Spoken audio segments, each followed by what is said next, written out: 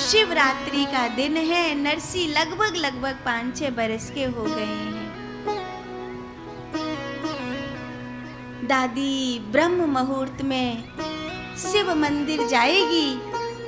दुरित गौरी को भी पता था, पर वो तो जगी नहीं। वंशीधर वो कहता है कि मुझसे कोई लेना देना है नहीं, मुझे तो अलग ही रखो। तो डोगरी ने सोची मैं अकेली चली जाऊंगी। नरसी इशारे से बोले मैं ही जाऊंगा। इशारे से जब बोले मैं जाऊंगा तो अम्मा बोली ठीक है नहाया चल। सुबेरे सुबेरे 3-3:30 बजे अंधेरे में ही दोनों दादी पोता नहा धो के तैयार हो गए। मंदिर में पहुंचे, भीड़ तो नहीं थी। हे महादेव मुझ पर कृपा करो, हे भोले भंडारी मुझ पर कृपा करो। वो जो बूढ़ी माई है महादेव को सर पटक पटक के मना रही है, आंखों में आंसू भरे हैं। मेरे मरवे को समय आ गयो है, मेरो पोता बोले नहीं, मेरो पोता सुने नहीं। ये कैसे जीवन जिएगो, या के माँ बाप आपने छीन लिए हैं, कोई तो कृपा करो। मानो आज महादेव स्वयं वह माई की पुकार सुन के धरती पर आ गए। एक हल्ला सो मचो है। मंदिर में एक जोगी आयो है। एक जोगी आयो है, जा पे झाड़ो मार दे है, वाको काम बन जाए है। लेकिन पतो ना कहाँ गयो। कोने में अम्मा को बैठो भयो दिखाई दे गयो। आंख बंद कर रखी है, बाबा का उते मिले नहीं। बाबा मेरो पोता बोले नहीं, सुने नहीं। मुझको तो भरोसा है कि कोई संत हाथ फेर दे तो ये बोलवे भी लग जाए और ये सुनवे भी लग जाए। कोई संत की कृपा है जाए तो। भोलेनाथ को आज दया आ गई, और ऐसी दया आई कि अपनी गोद में नरसी को बिठा करके बोले, बोल बेटा राधे कृष्ण, बोल बेटा राधे कृष्ण। 3 बार कहा बोल बेटा राधे कृष्ण।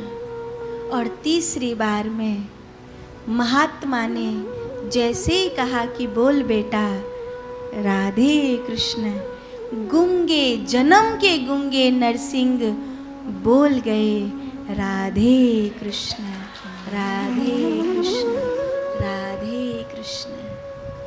मेरो पोता बोलवे लग गयो, मेरो पोता सुनवे लग गयो, मेरो पोता बोलवे लगो। डोगरी तो नाचे। महात्मा हाथ जोड़ के मैया तू काहुए कीजो मत। डोगरी तो वो मैं तो ढोल बजा के बताऊं सबन ने कि वाह महात्मा की कृपा ते मेरो पोता बोलवे लग गयो, मेरो पोता सुनवे लग गयो। पूरे गांव में नाचती। शिवरात्रि के दिन लोग तो शिव जी की पूजा करवे जा रहे हैं, मंदिर में भीड़ लग रही है और डोगरी नाच रही है। आज जा बुढ़िया का है गो। लोग कह रहे हैं कि बुढ़िया पागल है गई। दिखे जी इतनी खुश चौए आज, इतनी नाच चौ रही है, लड्डू काय बात के बांट रही है। अरे मैया बता तो सही कि काय बात के लड्डू बांट रही है। खुशी के मारे ठीक ते बोल भी नहीं पा रही है कि मेरो पोता बोलवे लग गयो, मेरो पोता सुनवे लग गयो। दुरित गौरी ने जब सुनी तो वाको तो कलेजा फूक गया। नरसी बहुत सुंदर हैं, इतने सुंदर हैं नरसी कि दुरित गौरी को चैन को होती है कि जो कोई आता है सब इस नरसी को प्यार करते हैं, सब इस नरसी की प्रशंसा करते हैं। और हम, मेरो पति 100 रुपया महीना कमावे है और हमें कोई पूछे नहीं। और अब तो जे बोलवे लग गयो, सुनवे लग गयो, तब तो पूरा गांव जई के पीछे भागेगो। मैं तो जाए अपने घर में रहने नहीं दूंगी। फिर देखूं जब मेरे पति को पैसा नहीं होगा तो कहाँ ते ये दादी पोता खाएंगे। दुरित गौरी ने चिल्लाकर पूछी, चौरे तू बोलवे लग गया है? तो दादी ने कही, अपनी भाभी को बोल के दिखा। तो वो भाभी राधे कृष्ण, राधे कृष्ण, राधे कृष्ण। अरे घर में और ही कम है जो एक और आगो राधे कृष्ण राधे कृष्ण राधे कृष्ण जी और काने पकावे गो। देख अब तक तो तू गुंगो बहरो जा मारे तोते कछु नहीं कहती, पर अब तू बोलवे लग गयो है, अब तू सुनवे लग गयो है, अब तू बड़ोए गयो है, अब तू काम करो कर। कहा काम करूं भाभी? जा चूल्हे के ताई लकड़ियाँ लेके आ। चूल्हे के ताई लकड़ियाँ लेके आए, डोलत फिरत आए बोलत पिवाओ नीर, भाभी पे न जानी पीर बोली जर भरी है।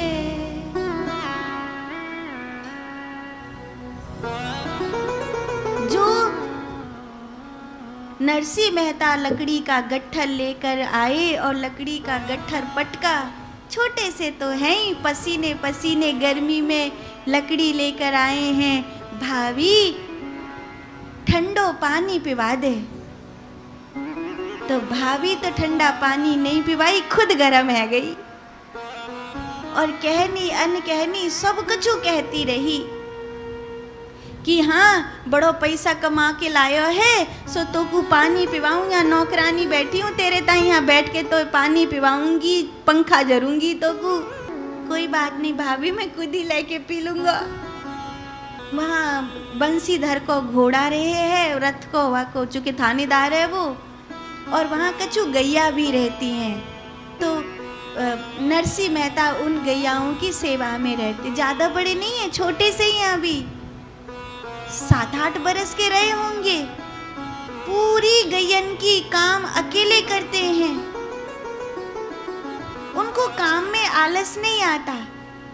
राधे कृष्ण राधे कृष्ण राधे कृष्ण राधे कृष्ण कहते जाते हैं और काम करते जाते हैं, करते जाते हैं, करते जाते हैं। सुबेरे से सांझ हो गई।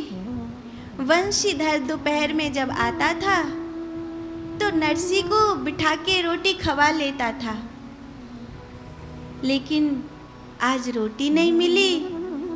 सुबेरे से सांझ भूखे प्यासे रह गए तो भाभी से रोटी मांगने गए। भाभी ने फिर वही अपनी राग अलाप दी कि कमावे धमावे नहीं, मेरो पति कमावे खावे आ जाए जे, और वो बाको एक ही सिस्टम। तो दादी बोली आ मैं खवाऊं, तो गरम गरम रोटी दादी ने खवाई। नरसी को छाती से लगा के दादी बड़ो प्रेम दे है। सोचने लगी कि इसका ब्याह कर दूं तो इसे कम से कम बेचारे को रोटी पानी तो मिल जाए, इतना तो हो जाए। तो दादी उसके लिए रिश्ता ढूंढने लगी कि कोई रिश्ता मिल जाए। सारंगधर मेहता की बेटी है, गांव की ही है, बड़ी सीधी सच्ची छोटी सी प्यारी सी कन्या है। नरसी मेहता उसको अच्छे लगते हैं, भोली भाली है। पर सारंगधर मेहता ने सोचा कि जिस घर में ये रहता है उस घर में अगर मैं बेटी को ब्याह दूं तो मेरी बेटी सुखी नहीं रहेगी।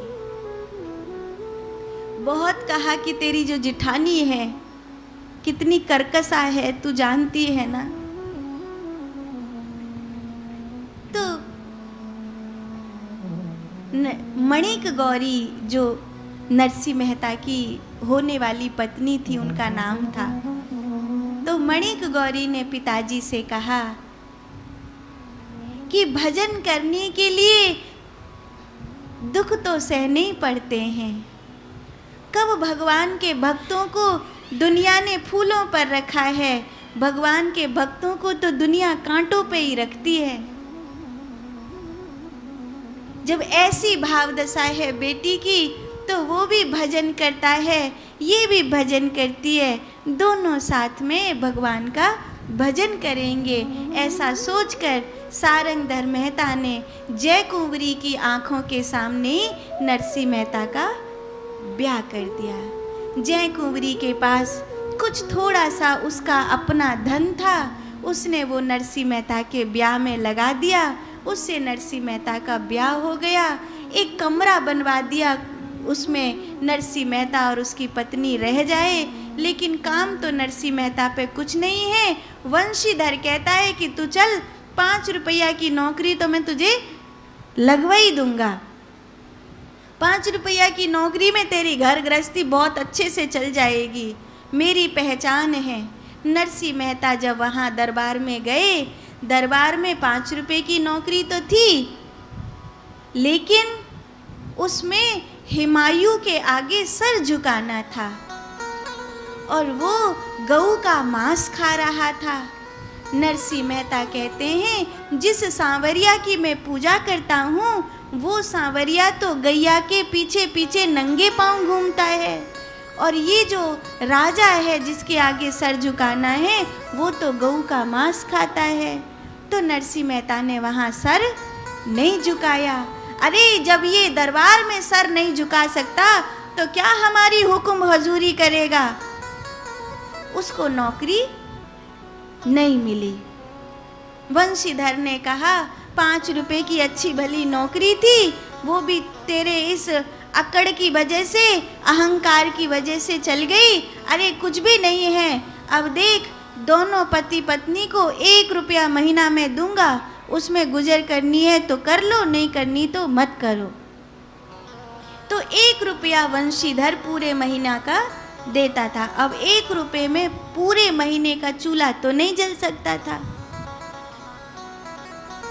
और वो 1 रुपया भी कभी कभार दुरित गौरी को दे जाता था कि तू दे दियो, तो वो देती नहीं थी।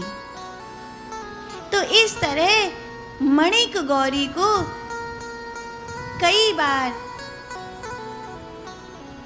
घर में अन्न ही नहीं होता था तो बनाए क्या, तो भाभी के घर काम कर देती थी। भाभी जो सुबेरे संजा का भोजन बच जाता था वो दे देती थी, उससे दोनों पति पत्नी भोजन कर लेते थे।